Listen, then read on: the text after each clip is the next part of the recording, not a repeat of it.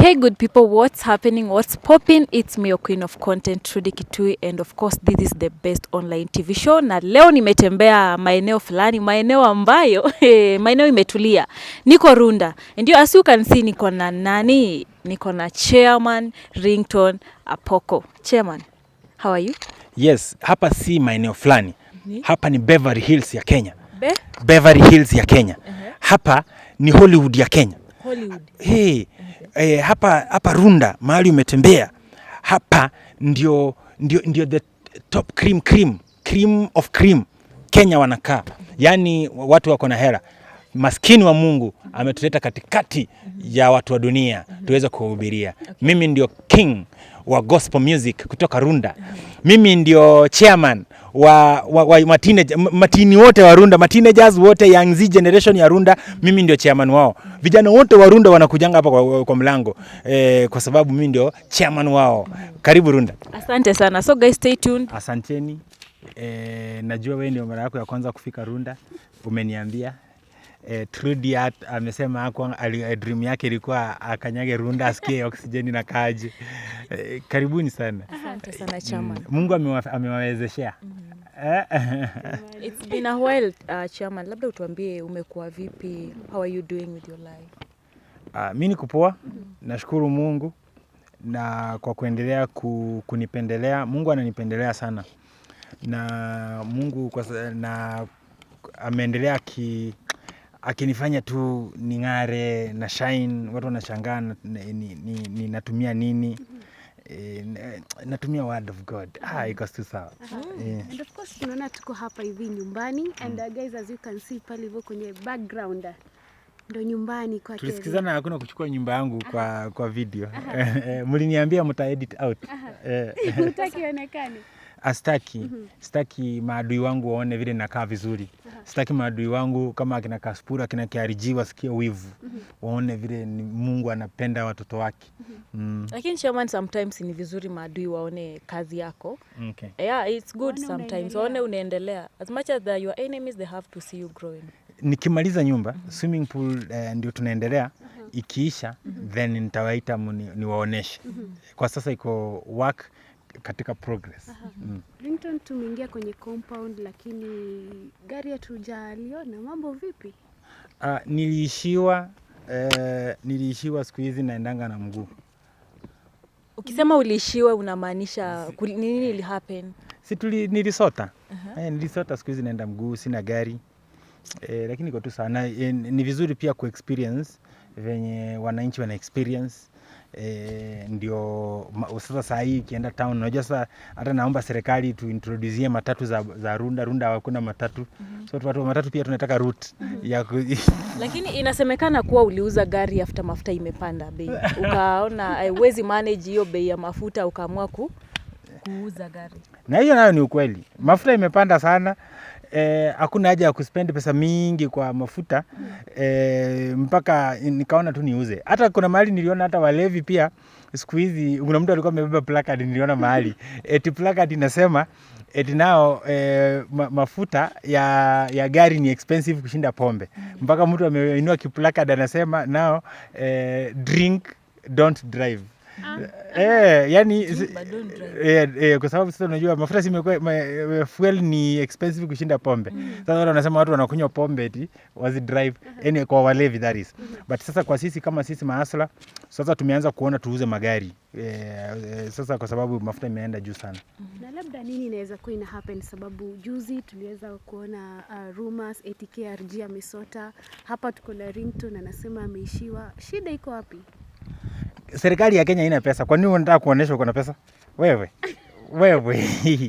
Serikali ya Kenya inatafuta mtu yoyote mwenye anatoa pembe hivi yuko na pesa. Sasa saa hii hata maybe free advice. Saa hii ni time ya yule mtu yoyote ako na pesa. Wewe umeona mtu ako na pesa anasema ako na pesa? Wewe mko Runda na mnasema hamna pesa. Nasema tu wewe umeona mtu yoyote mwenye ako na pesa akifanya ngwe? Anasema pesa ipigi kelele.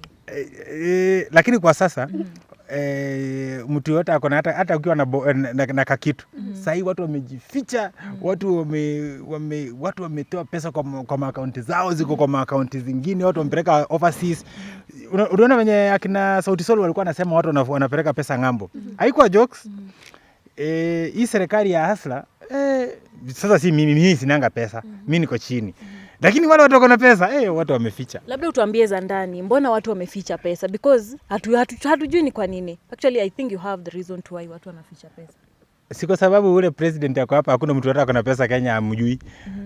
Ruto anajua kila mtu, anajua Ringtone, anajua Kiariji, anajua president wa Kenya wa sasa anajua kila mtu kwa jina. Ukifanya unapata battalion ya KRA kwa mlango.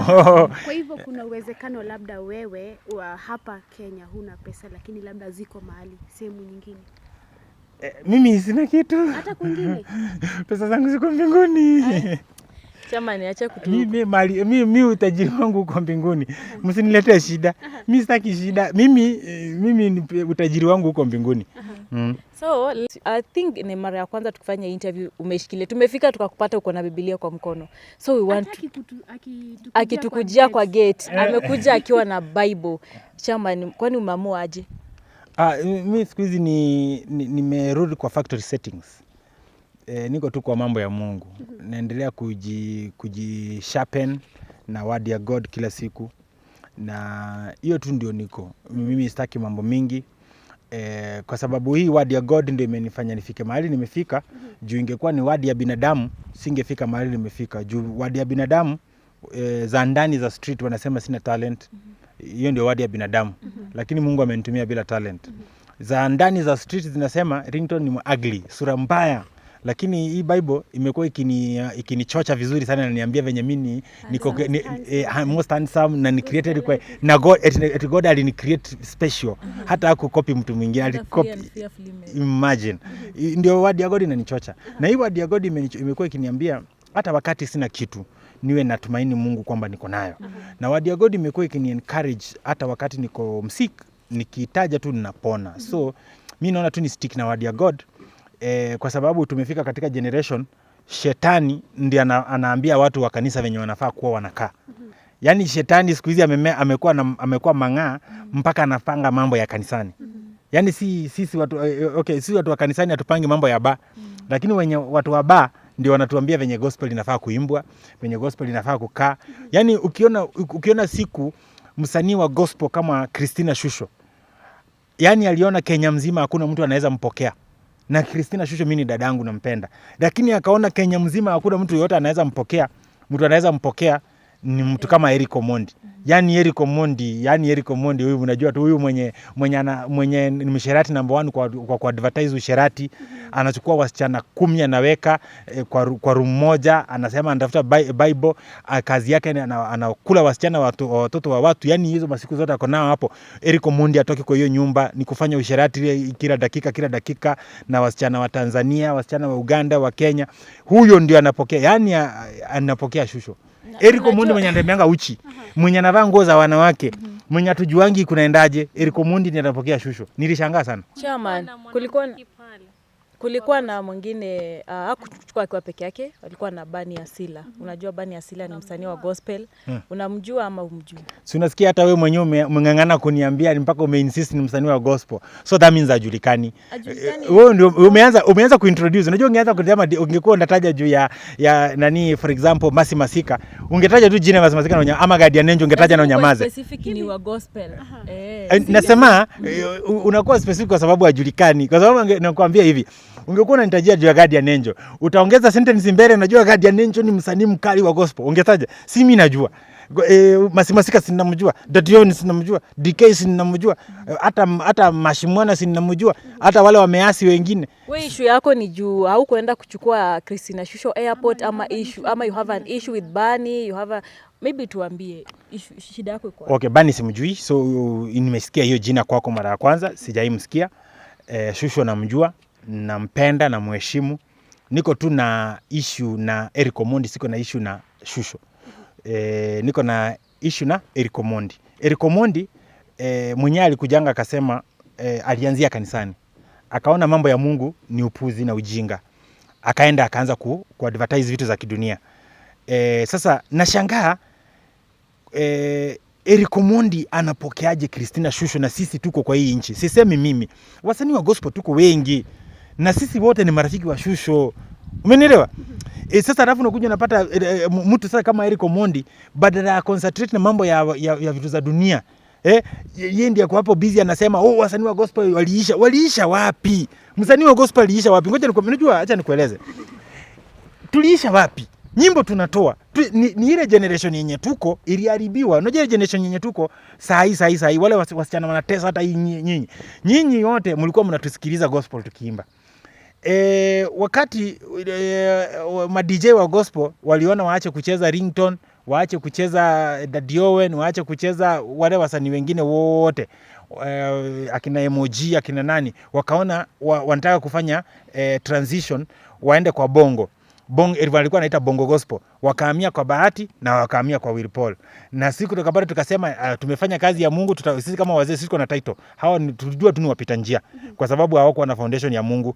So wakakuja wakafanya sinema yao, wakamaliza, wakabeba generation ya wale watoi wote walikuja, wakawabeba wakawapeleka kwa mambo ya dunia. Saa hii Bahati, sasa unaona Bahati akona followers wengi, Will Paul akona followers wengi. Juu ile generation kwa hiyo muda ndio mtandao sasa ilikuwa imeshika, kama ni Instagram ama nini.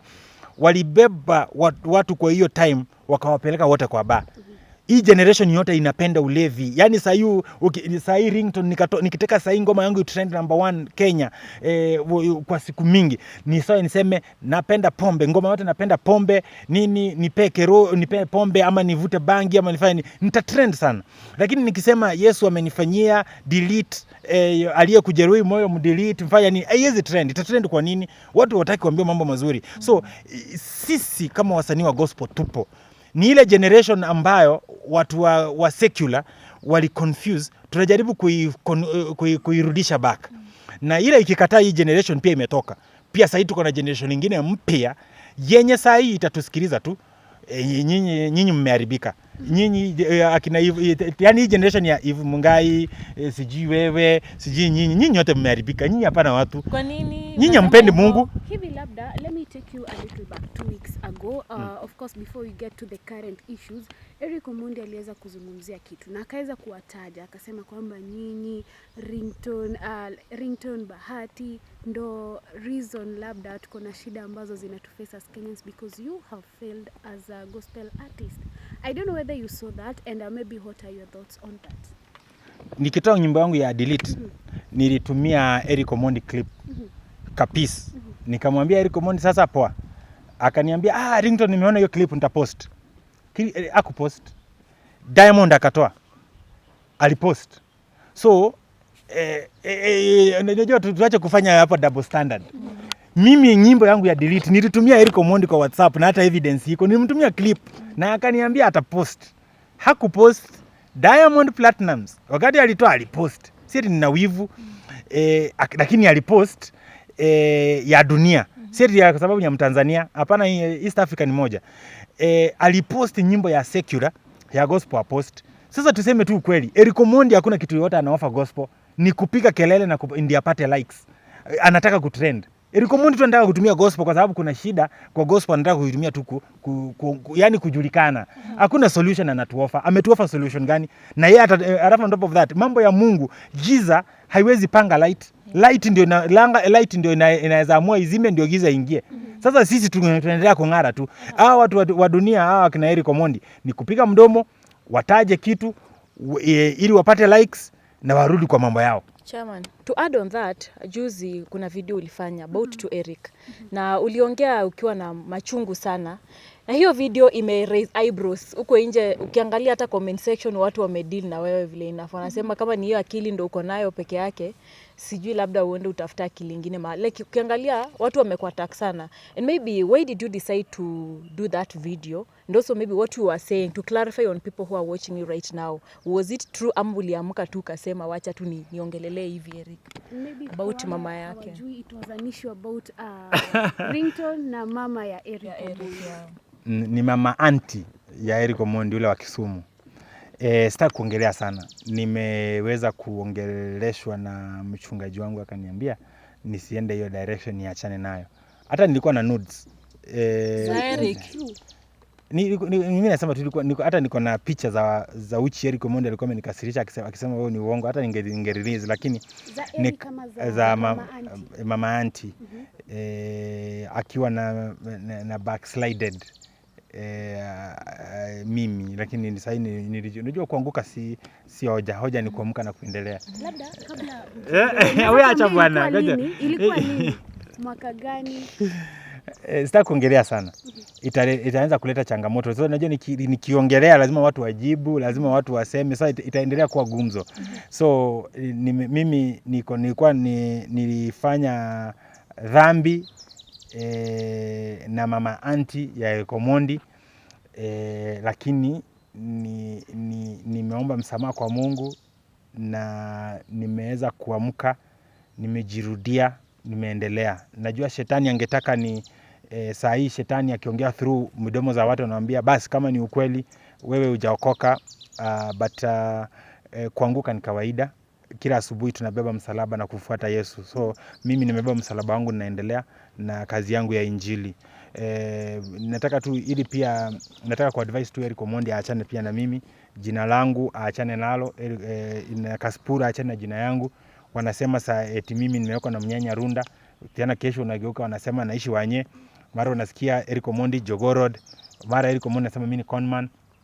Hizi vitu pia zimechangia kuharibu gospel, kwa sababu hao wakisema hizo vitu kama hizo, na mimi ndio number 1 gospel artist Kenya. Yani mimi ndio top, mimi ndio ule the best kwa sasa. Guardian Angel ni rafiki yangu, ananifuata huko nyuma kidogo. Sasa chairman, apart from ngoja kwanza nimalize. Mimi wakini accuse, sinaona mimi kama team captain.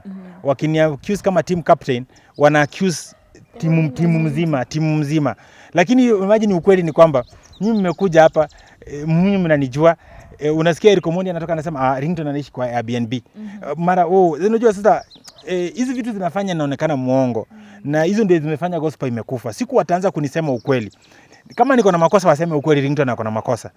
Siku wataanza kunisema ukweli, gospel itarudi. So waache kunipiga. Mimi Mungu ameniinua, mimi ndio kielelezo. Mimi kwa sasa ndio kichwa. So, in short kupiga ndio the reason watu wanasema gospel industry haiko. Sasa si unasikia wanasema uongo. For example, Eric Omondi anasema Ringtone anawadanganya, anaishi Runda, anaishi Jogorod. Ringtone unasikia Cassypool anasema Ringtone amewekwa na mnyanya. Haya, so unajua ukisema nimewekwa na mnyanya unamaanisha mimi ni msharati, kwa sababu naishi na mnyanya wenyewe kiaje. Unaona? Si wakishamaliza hiyo wanasema gospel imekufa. Umenielewa? Hata kwanza Cassypool amekuwa akijaribu kunimaliza, kwa sababu anasema Guardian Angel ndio the best. Akimaliza tu hivi kidogo anasema Ringtone anaishi Wanye kwa plot ya sijui ya mama nani. Na hapa sijui ni. Mnajua sasa kwa nini wananiwekelea uongo alafu wanageuka wanasema industry imekufa? Si nao wanatuua. So in short, wanatupaka matope. In short, you are the richest gospel artist. Sikupenda kwangu. Niko richest. Niko richest Africa mzima. Africa mzima. Kwa gospel. Wow. Niko richest.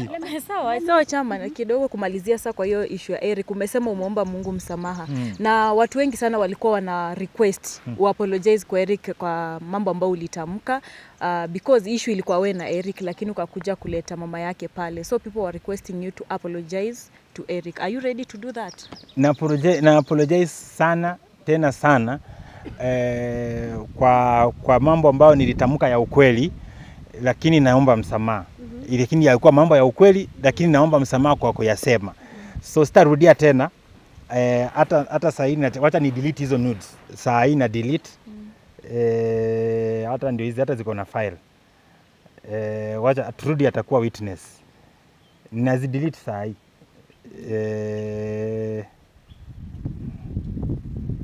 Haya, labda ukidelete aim yako wakati ulisema unataka kuzirelease ilikuwa gani sana? Kuaibisha shetani. Nilikuwa nataka kuaibisha tu shetani na nimedelete. Trudy ameona nimedelete. So pia wewe ulikuwa kwa hizo picha? Si ndio? Sasa unajua sometimes shida yangu, unajua sometimes unajua mimi ni kichaa wa Yesu. So na mimi kichaa yangu ni mingi kushinda ya Eric. Nadhani kwa sasa mimi ndio nawazidi nyote kichaa. Mimi ni kichaa. kiruka. Lakini damu ya Yesu inaicontrol. So nilikuwa nataka kuonyesha Eric Omondi mimi ni kichaa zaidi, lakini nimeacha. Lakini kuna swali umeulizwa pale na Shiko, ili happen lini, because chama ni wewe tunakujua wewe umekuwa ukitafuta mwanadada umekuwa single, umekuwa unatafuta mwanadada ambaye anaomba sana, maybe pia virgin tuseme hivyo, na sasa tunashindwa. Mbona unacheka? Tunashindwa kwani kusema hivyo. Lakini vile ulikuwa unaiput wewe ulikuwa unataka mdada mwenye ameokoka hata kama ana watoto wangapi, bora wasipite 4. Umeelewa? So hii nyingine umeniwekelea. Sikuwa natafuta bikira mimi. Hawako. Kenya hakuna bikira hata mmoja. Hakuna virgin Kenya. Hata Tanzania hamna na Uganda hamna. Nyinyi wote mmeharibika, watatoka wapi sasa? So swali langu ni wewe umekuwa tu umetulia, kila mtu alikuwa anajua Ringtone sidhani ako na mrembo mahali. Hata tumefika hapa tujaona ni wewe peke yako venye uko hivi. Sasa tutashindwa, kwani ili happen aje mpaka ukajipata hiyo situation? Najua naona nyinyi ni waerevu sana. Mnajaribu kunirudisha kwa ile point nimeikataa tena nimesema ni kama wakati ukiomba msamaha kwa Mungu ukifanya makosa. Mungu anakusamea na kuulizangi ilikuwa aje ama ulifanywa na nini. So kwa hii pia mimi nimeomba msamaha kwa Eric Omondi vile ambao mmesema na watu wamesema. So Eric Omondi wewe ni ndugu yangu na wewe ni rafiki yangu, tumejuana kwa muda mrefu. Nataka leo kukuongelesha direct. Eric Omondi umenikwaza sana kwa muda mrefu. Eric Omondi umekuwa ukiniongelelea uongo, unafanya mpaka mafans wangu, umfanya mpaka sasa naacha siitwi makanisa venye nilikuwa naitwa kitambo, my event siitwi kwa sababu watu wananiona kama mkorofi. Juu hata kama wewe ni wa shetani uko na voice yako inaweza sikika. So Eric Omondi umeniharibia jina muda mrefu. Nilikuwa nataka pia mimi nitumie hii kulipiza kisasi, lakini nimeacha. Na nimeomba msamaha kwa mambo yote ambayo nilisema, na nimeomba msamaha kwa vitu ambavyo kwa uchungu ambao umetokea kwa familia yako ama marafiki wa familia yenu. Naomba tu msamaha na naomba kila mtu msamaha. Mafans wangu na wavalue sana. That's why mmeniongelesha sana kwa ukali. Nimeomba pia pole. Mafans wangu ndio wameniambia lazima niombe msamaha, nimeomba msamaha.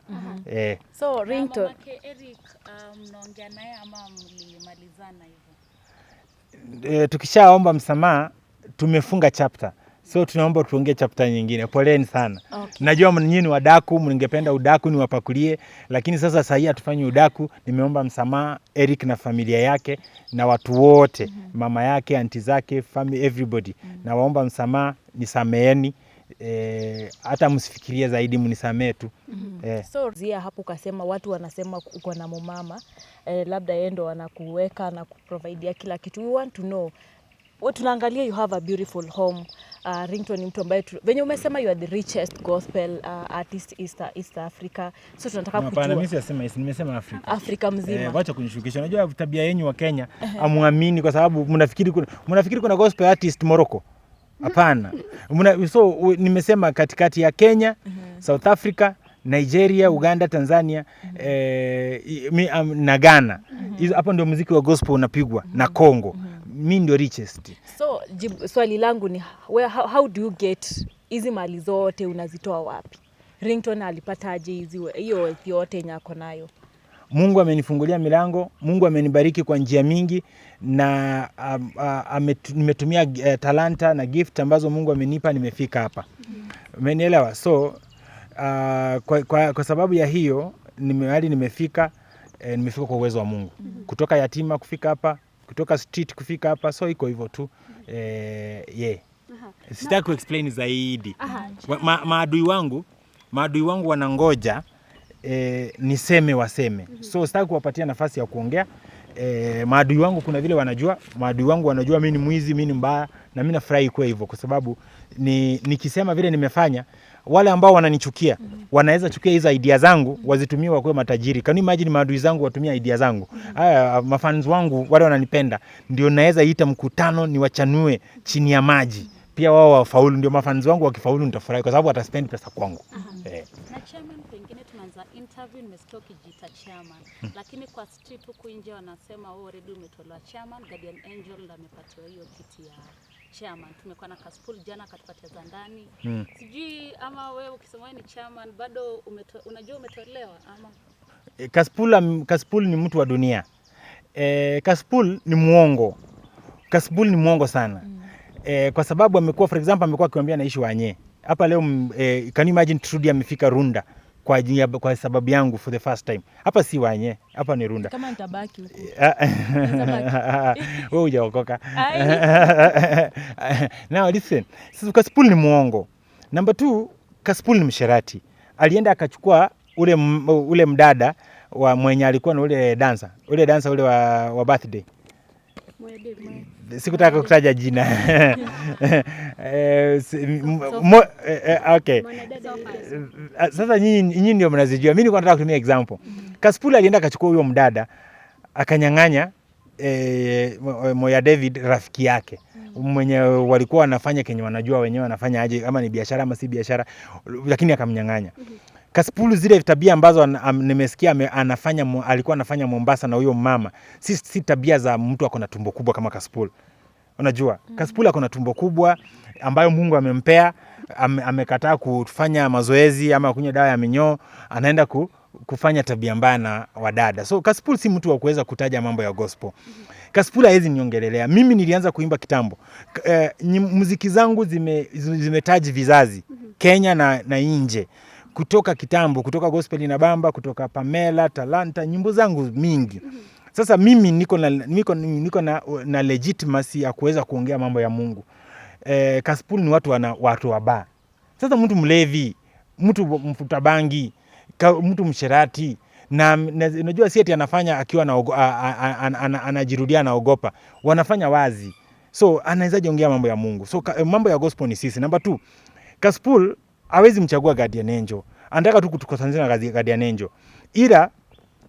Lakini nadhani guardian angel wamekuwa wakipanga pia na Cassypool kuninyang'anya kiti yangu. Kwa sababu unaona Cassypool anakuja hapa anasema Ringtone, siku hizi gospel ni guardian angel. Ringtone hakuna mtu msanii mwingine ataji. Alafu ukapata anakuja anasema ule mtu unajua ni project. Ile project yake ambayo ana market, sasa yeye anasema project yake ni kama imefika wakati ambapo inaweza kuwa chairman. Mimi nilichaguliwa Cassypool hakuwa. Cassypool hajui mambo ya Mungu. Nilichaguliwa na nani? Mimi nilichaguliwa mbinguni, nikakuwa prophesied na nikakuwa manifested katika uchaguzi halisi wa duniani. So mimi ndio chairman, wapende wasipende. Hivi labda leo asubuhi nilikuwa nazungumza na chawa Rais Cassypool na akasema kwamba anakupa siku 14 uende milimani, kama sivyo ataweza kumchagua huyu msanii ambaye alikuwa ameleta wasanii kutoka Finland. Takriban 300 anajulikana kama Bani Asila. Ataweza kumchagua kama chairman. Hivi sijui unachukulia hilo vipi? Siku 14 utaenda mlimani uombe msamaha? Cassypool ana focus kwa mambo ya Mungu sana, na yeye haja declare kama ameokoka. Cassypool aokoke, atuoneshe kanisa anaenda, atuonesha kwa under authority gani ya kiroho, ndio ongelee mambo ya Mungu. Cassypool anafikiri ni entertainment. Hii mambo ya Mungu haikuangi entertainment. Hii mambo ya Mungu inakuwa ni spiritual. Cassypool haiko spiritual. Cassypool yako kimwili. Cassypool ni kimwili. Sasa unaona anapigana ovyo ovyo kwa street, anapiga watu mangumi, mara anatukanana na Mwijaku, mara Cassypool unasikia amepigana na KRG. Cassypool hizo vitu zote Cassypool ni mtu ambaye ako kimwili kabisa. Mambo ya kiroho hayuko. Alafu number 2, Cassypool akianza kuongea sijui mtu, alafu Cassypool unajua anaangalia vitu kimwili. Juu mtu sijui ametoa watu Finland, amewaleta Kenya. Watu wanatoka Finland kuja kufanya nini Kenya? Tour. Bani ni mtu ambaye ameleta wazungu wengi sana, alafu wanafanya gospel tour. Wewe chairman ushaifanya tour? Ngoja kwanza. Ameleta wazungu kufanya tour ya gospel ya kufanyaje? Spread word of God. Ushaifanya kitu kama hiyo wewe? Bani ndiye alileta shusho. Kama ukipata kuona shusho ni Bani ndiye shusho. So kama chairman utakosaje? Za ndani ni kwamba ni kwamba Bani anachukua pesa za wazungu, anakuja anagawia Cassypool, na nasikia anagawia mpaka shusho, lakini sijui kama shusho alikuwa anajua, lakini anachukua pesa za misaada ng'ambo, akidanganya anakuja kusaidia watu sijui vipofu na walemavu. Sasa akishachukua hiyo pesa anakuja nayo wanakuja kufanya mashow.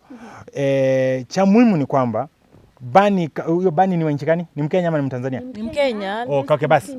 Okay, Bani. Sasa Bani kama ni Mkenya ako Best Finland, anakuja kufanya collab hapa Kenya. Kwani watu wangapi anataka kutarget? So wale wa Kenya wako Finland, anaweza watumia email. Siko baya. Anaweza watumia email huko. So kama anataka kuwa msanii wa gospel Kenya, ahame kutoka Finland, arudi Kenya, afanye muziki. Sasa yuko US tour bado. Tour ya nani? Gospel tu US. Anakwenda kusana na nani? Nani anamjua? Kama si mimi simjui na mimi ni chairman. Sasa anakutana na nani? Wewe kwanza umesema umjui aje na umeshasema ati ni za ndani ni kwamba una za ndani na haujui Bani aje. Yes, kana kwambia za ndani ni kwamba hii street unajua Cassypool ni mlevi. Akilewa anasema siri zake. Hizi siri sasa unajua hizi street zetu siri ziko tu. So kumaanisha umesikia Bani mahali? Nimesikia kuna mtu alitoka sijui nchi gani Mkenya ambaye sijui anachukua pesa za walemavu ng'ambo, anakuja kufanya vitu ambavyo havisaidii jamii. So anakuja anachukua pesa za misaada kuja kufanya nyimbo. So tuyaachie hapo. Cassypool ana uwezo wa kuweza kuongelea mambo ya gospel. Wale watu wako na uwezo wa kuongelea mambo ya gospel ni kama sisi. Na wale wachungaji ambao wana appreciate muziki wa gospel. Umenielewa? Na pia nataka kuambia Pastor Ezekiel mahali ananisikia kama ananisikia. Pastor Ezekiel nataka kumwambia umeonesha vile ambavyo Mungu amekutumia kutoka chini mpaka mahali umefika, kitu ambacho tu Pastor Ezekiel peke yake kama anasikia na kama anasikia kutoka kwa Mungu. Mungu amenituma nimwambie Pastor Ezekiel afungue roho yake na aanze kukubali waimbaji wa Injili. Mungu amempatia hiyo kanisa, Mungu amempatia hiyo platform na uwezo, achukue wasanii, si lazima achukue Ringtone. Achukue wasanii hapa Kenya. Akue baba yao. Atembee na wao. Ndio aweze kufanya wasanii pia wakue part ya ministry yake. Si wale wa kuimba kwaya kwa kanisani kwake. Achukue tu waimbaji pia.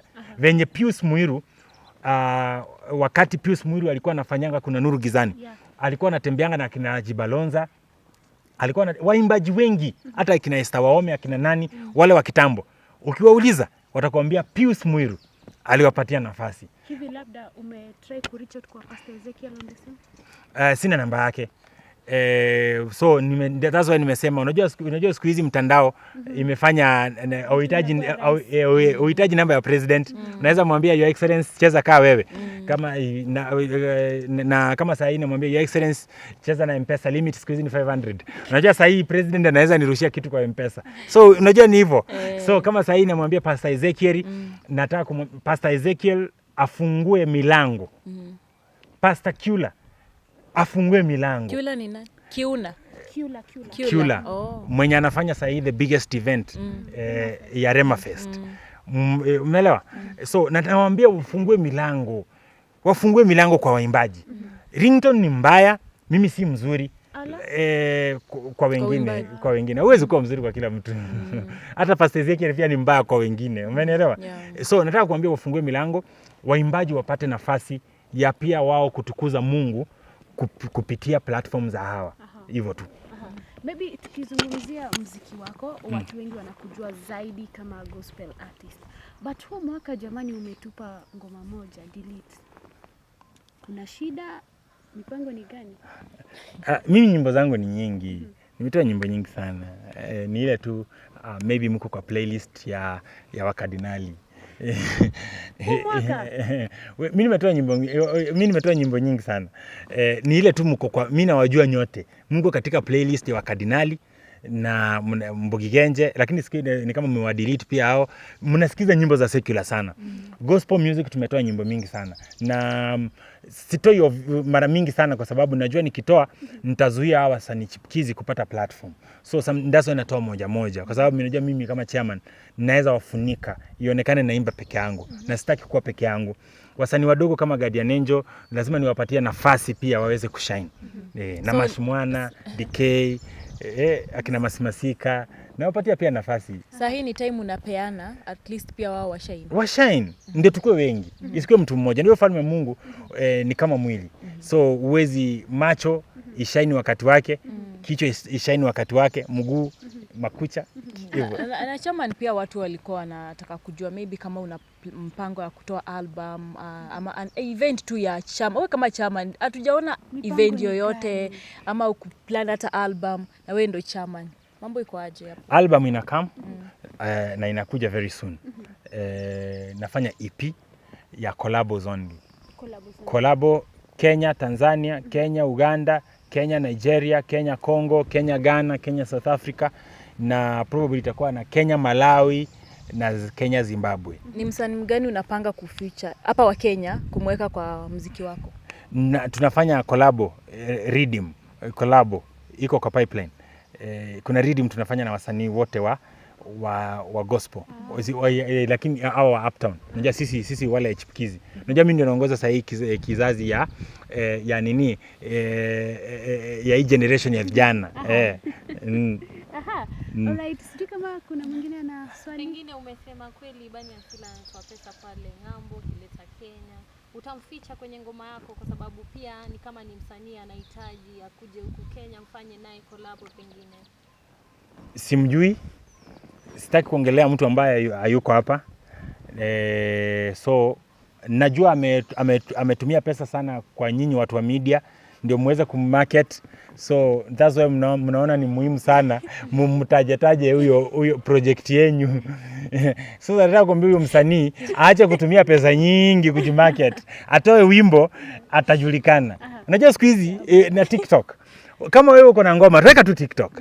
Kama ni nzuri itaenda tu, unaona? Itaenda tu. So nataka kuambia Cassypool aache kuobtain na aache kukula pesa ambayo inakuja Kenya kama pesa ya kusaidia mayatima na walemavu na huyo msanii wake.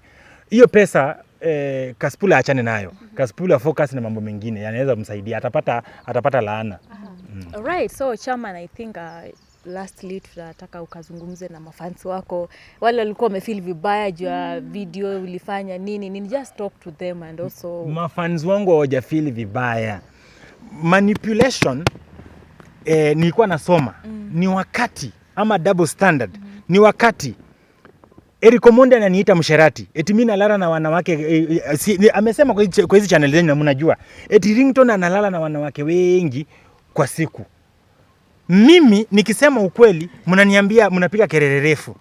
Hamtaki niongee, mnataka tu Omondi aongee. Double standard ni wakati Cassypool anasema nimewekwa na mnyanya Runda. Nikijaribu kusema kidogo juu ya Cassypool mnasema nyenye. Hamtaki mnataka tu watu wa Mungu wanyamaze. Ndio maana tumekutafuta leo. Na ndio maana tunataka tumesikia at least usikie uzungumze na wao. Mimi ni ule msamaha peke yake naomba mafans wangu ni kwa kukubali nikuwe binadamu. Kwamba nilikasirika, nikaamua ni release picha. Lakini sijazi release, nimezidelete. Kwa sababu nyimbo yangu ya mwisho inaitwa delete. Nimedelete hizo nyimbo, wale walio nijeruhi moyo, nimedelete. Nimedelete kabisa na siwa baby tena. So mimi mambo ya sijakosea mtu, nimekosea Mungu. Kwa kukubali kukasirika na sifai kukasirika kama mtumishi wa Mungu. Alright, tunashukuru sana Chair for your time and we are happy umetukaribisha kwako Runda. At least tumeconfirmia hata wale wanasema uishi Runda. We are here now.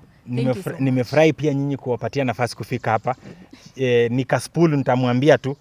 Karibisha Cassypool pia kwako. Cassypool akikuja hapa, kuna siku Cassypool alikuja hapa na akafurahi sana.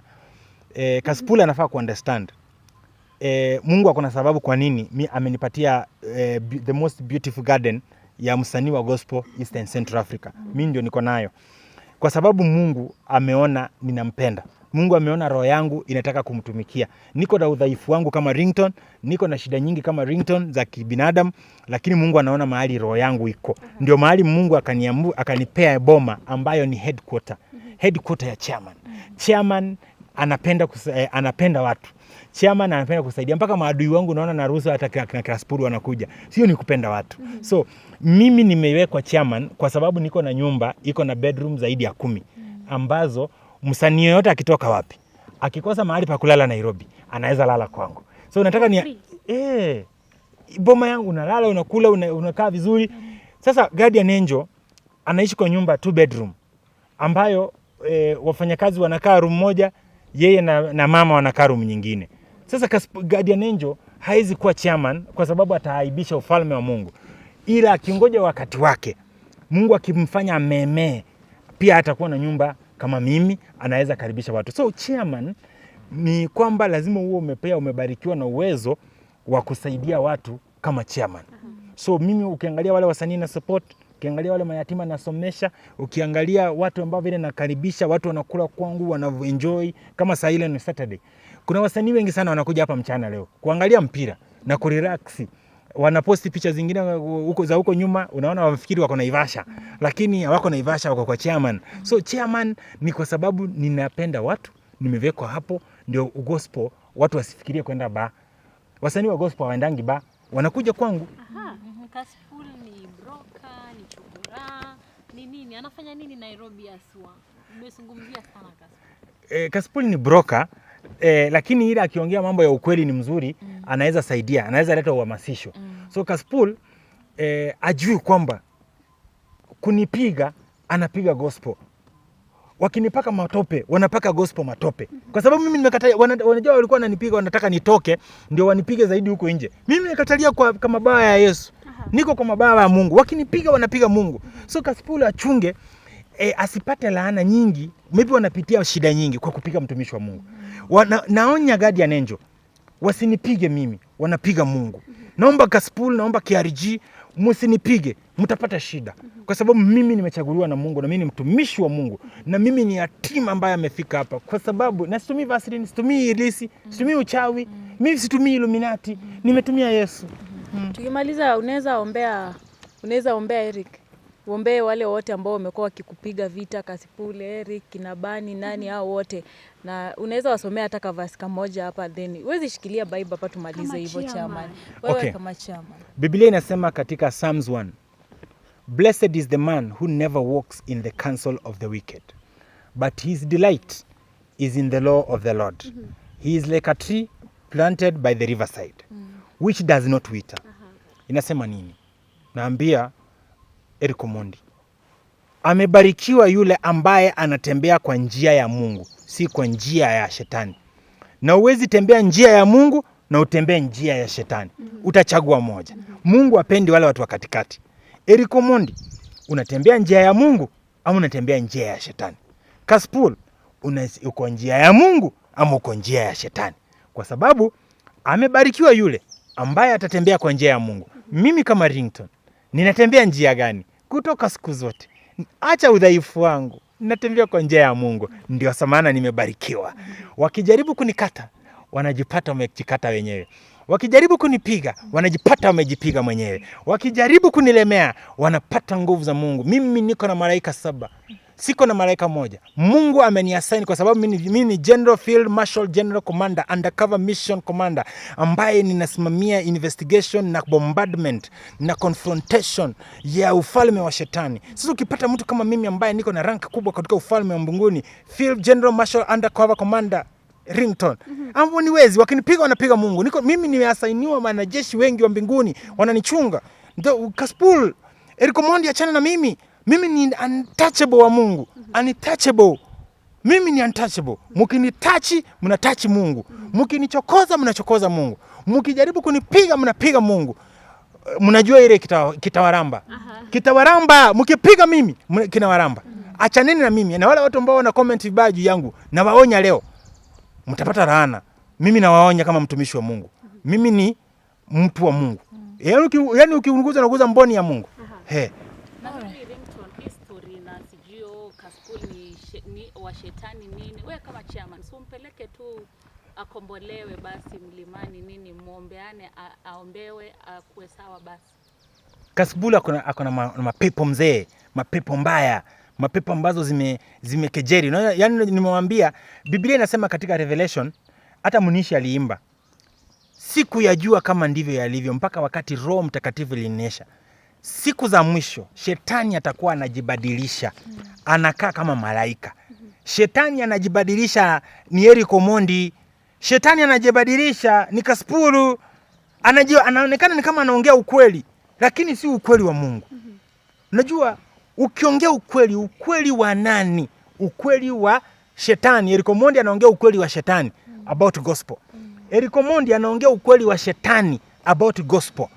Ukweli wa Mungu tunauongea sisi, kwa sababu sisi ndio ambao tumechaguliwa.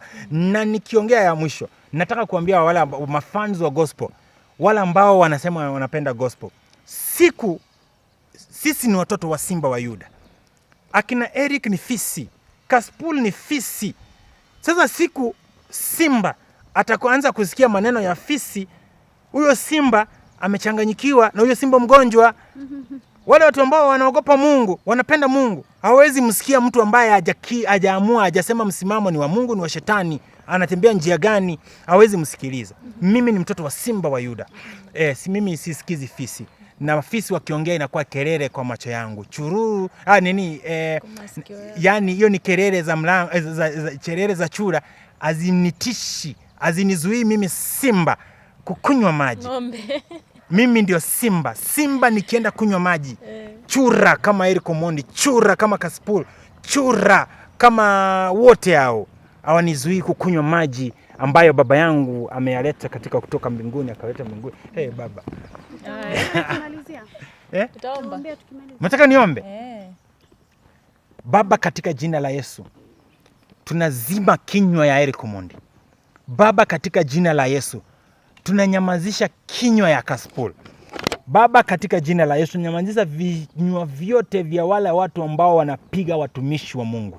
Iwe wanapiga mwimbaji, iwe wanapiga pastor, iwe wanapiga mtu yoyote wa Mungu. Katika jina la Yesu, nyinyi watu wa shetani tunawanyamazisha. Hamuna nguvu, hamujaambiwa na mtu yoyote, hamujatumwa kutoka mbinguni kuongelelea watu wa Mungu. Mnaongelelea kwa sababu mnataka kuaibisha ufalme wa mbinguni. Tunawanyamazisha katika jina la Yesu. Tunawatoa idea zote katika jina la Yesu. Tunawadisam katika jina la Yesu, na tunawaconfuse katika jina la Yesu, na tunakandamiza na tunawapeleka huko, mrudi kwa baba yenu shetani katika jina la Yesu. Watoto wa Mungu, ninawaombea nguvu. Watoto wa Mungu, ninawaombea direction. Mbarikiwe mpaka msengenywe na muishi milele. Katika jina la Yesu tunaomba na kuamini. Amen. Asante sana. Thank you guys.